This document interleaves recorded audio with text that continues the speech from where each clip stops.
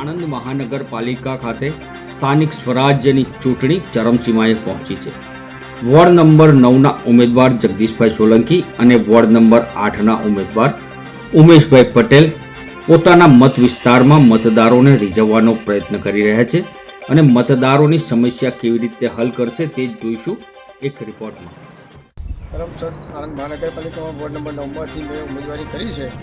એ ભાજપ સરકારના જે આ પડતર પ્રશ્નો છે, વોર્ડ નંબર 9ની જે તકલીફો છે, એનો વિરોધ કરવા માટે જ મેં ઉમેદવારી કરી છે. મુદ્દાઓને લઈ મતદારોમાં જશો. રોડ રસ્તા, મોંઘવારી અને ગટરના પ્રશ્નો બહુ જ છે અહીંયા 9 નંબરના વોર્ડનો. પરિચય? મારું નામ ઉમેશ પુરુષોત્તમભાઈ પટેલ, કરમસદ આણંદ મહાનગરપાલિકાનો રહેવાસી છે. હવે આપે જે કોંગ્રેસ પાર્ટી દ્વારા વોર્ડ નંબર 8 કરમસદ આણંદ મહાનગરપાલિકામાં ઉમેદવારી કરી છે, આપનું વિઝન શું છે અને આપ કયા આશયથી ઉમેદવારી કરી છે? મારું રીઝન તો એક જ છે કે જે પબ્લિકને જે અત્યારની હાલની પોઝિશનમાં જે સમસ્યા પડી રહી છે, જેમ કે ગટર લાઇન હોય કે પાણીની પ્રશ્ન હોય કે સ્ટ્રીટ લાઇટનો પ્રશ્ન હોય, રોડ રસ્તાનો પ્રશ્ન હોય, એમાં ઘણી એ લોકોને મુશ્કેલી પડી રહી છે. તે મુશ્કેલીને ઉજાગર કરવા માટે મેં કરમસદ આણંદ મહાનગરપાલિકામાંથી ઉમેદવારી વોર્ડ નંબર 8માંથી ઉમેદવારી નોંધાવી છે.